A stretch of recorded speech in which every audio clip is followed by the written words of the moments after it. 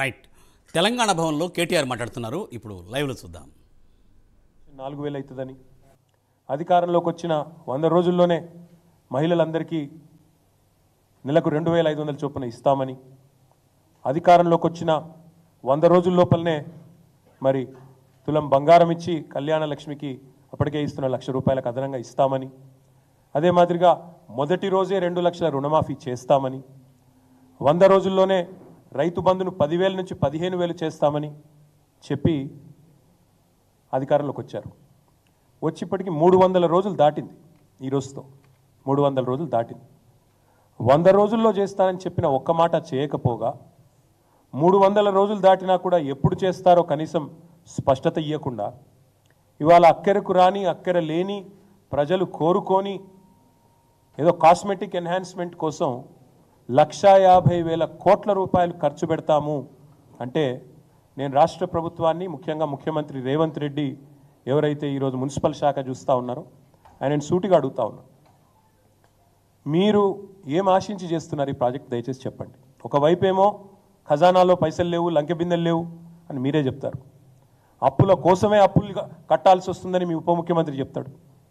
ఇంతవరకు కనీసం ఒక్క పని కూడా మీరు సవ్యంగా ఇచ్చిన హామీ ఒకటి నెరవేర్చలేదు. రుణమాఫీ అన్నారు, దేవుళ్ళ మీద ఒట్టు పెట్టారు, 15 ఆగస్టు అన్నారు, డిసెంబర్ 9 అన్నారు, ఇప్పటివరకు అది కూడా పూర్తి చేయలేదు.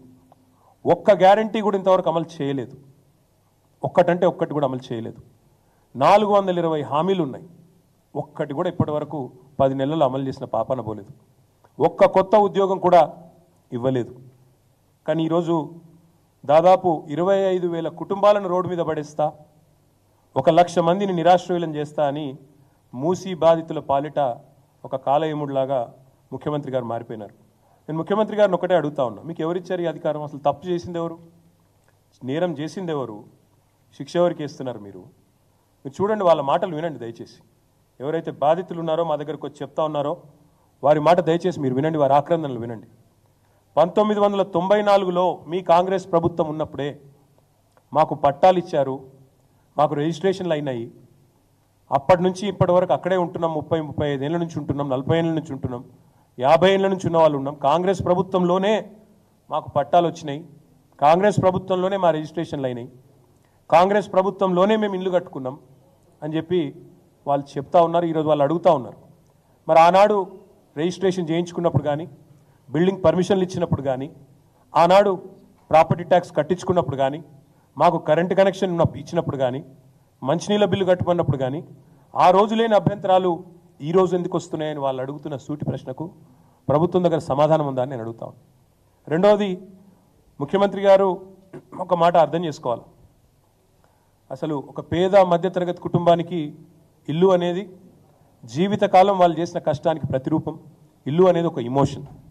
ఇల్లు అనేది ఆ కుటుంబం మొత్తం కలలుగానే ఒక సౌధం. అదేదో కేవలం ఒక 4 ఇటుకలు లేదా 2 రాళ్ళు పెట్టి కట్టిన ఒక కట్టడం కాదు. ఇల్లు అనేది ఒక జ్ఞాపకాల పొదరిల్లు. అలాంటి ఇల్లును మీరు నిర్దాక్షిణ్యంగా కూల్చేస్తామంటే ఆ బాధ మీకు తెలియకపోవచ్చు రేవంత్ రెడ్డి గారు, మాకు తెలుసు.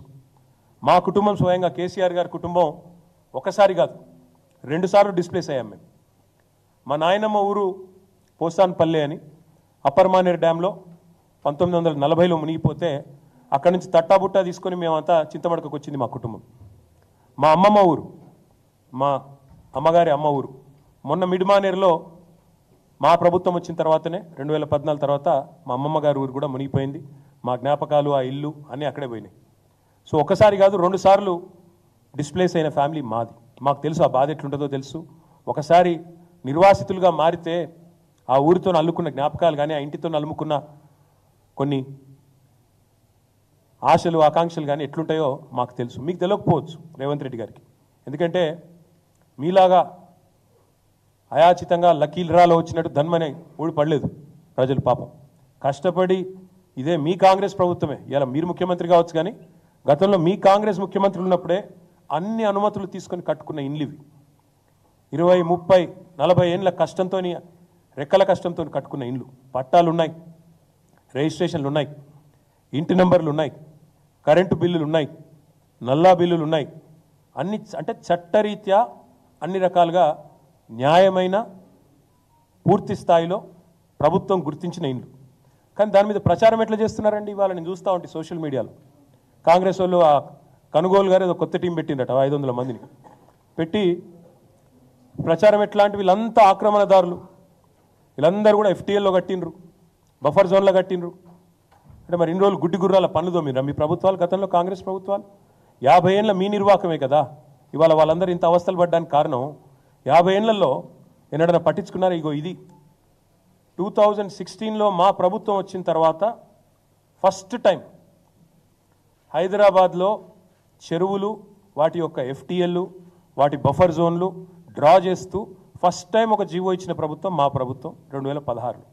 అంటే అదివరకు 1956 నుంచి 2016 వరకు, అంటే సరిగ్గా 60 ఏళ్ళు ఒక్కరంటే ఒక్క ప్రభుత్వం కాంగ్రెస్ ఉన్నా, మిగతా ప్రభుత్వాలున్నా కనీసం వాటి బౌండరీస్ కూడా డ్రా చేసే ప్రయత్నం చేయలేదు. ఎట్లా వస్తే అట్లా పట్టాలు ఇచ్చారు, రిజిస్ట్రేషన్లు చేశారు, ఎఫ్టీఎల్ చూడలేదు, బఫర్ చూడలేదు, ఏది చూడలేదు, కట్టిపారేసిండ్రు, ఇచ్చి పారేసిండ్రు.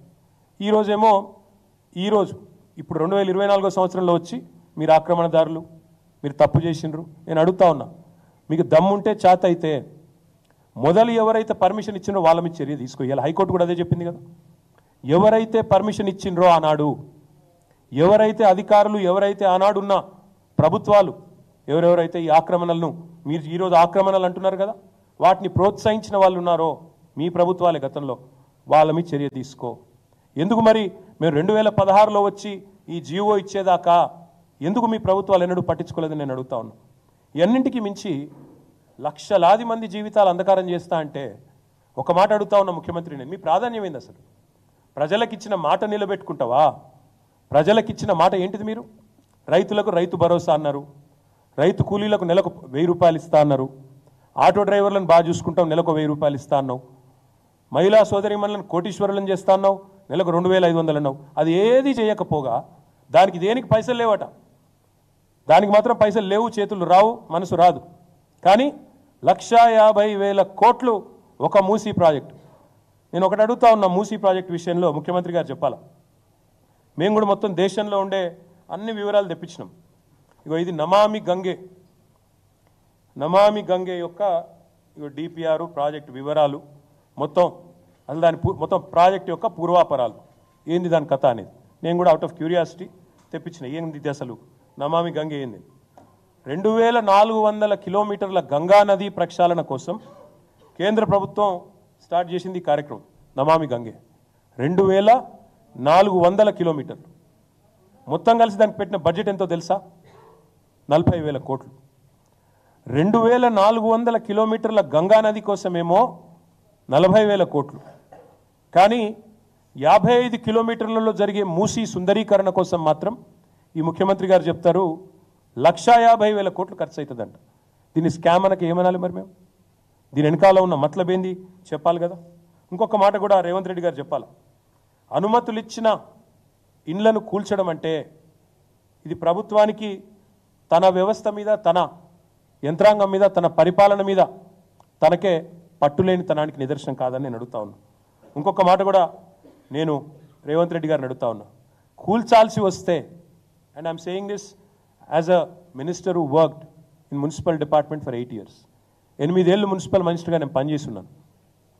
కూల్చాల్సి వస్తే మొదట కూల్చాల్సింది నాలాల మీద ఉన్న వాటిని కూల్చాలంటున్నారు కదా, ఫస్ట్ కూల్చాల్సింది హైడ్రా కమిషనర్ ఆఫీసు. బుద్ధ భవన్ ఏదైతే ఎక్కడైతే హైడ్రా కమిషనర్ కూర్చున్నాడో అదే ఎఫ్టీఎల్ మీద ఉంది. అసలు ఎఫ్టీఎల్ అంటారు సరే, నాలా మీద ఉంది. హుసేన్ సాగర్ పక్కనే ఉండే నాలా మీద బుద్ధ భవన్, దానిలోనే ఎలక్షన్ కమిషనర్ ఉంటాడు, యువతల దిక్కు వస్తే హైడ్రా కమిషనర్ ఉంటాడు, అందులోనే విమెన్స్ కమిషన్ ఉంది. ఫస్ట్ ఆ బిల్డింగ్ కొట్టాలి మీరు నిజంగానే కూల్చాల్సి వస్తే. రెండోది ఏం కొట్టాలి తెలుసా మీరు? ఏ జిహెచ్ఎంసీ అయితే పర్మిషన్లు ఇస్తుందో ఆ జిహెచ్ఎంసీ బిల్డింగ్ను రెండోది కొట్టాలి. ఎందుకంటే జిహెచ్ఎంసీ బిల్డింగ్ కూడా నాలా మీదే ఉంది. మరి నువ్వు ఇతరులకు శుద్ధులు చెప్పే ముందు నీ కాడికెళ్ళి మొదలు పెట్టాలి కదా. చారిటీ బిగిన్స్ ఎట్ హోమ్ కదా, అది చేయరట నాకు తెలిసి. మరి ముఖ్యమంత్రి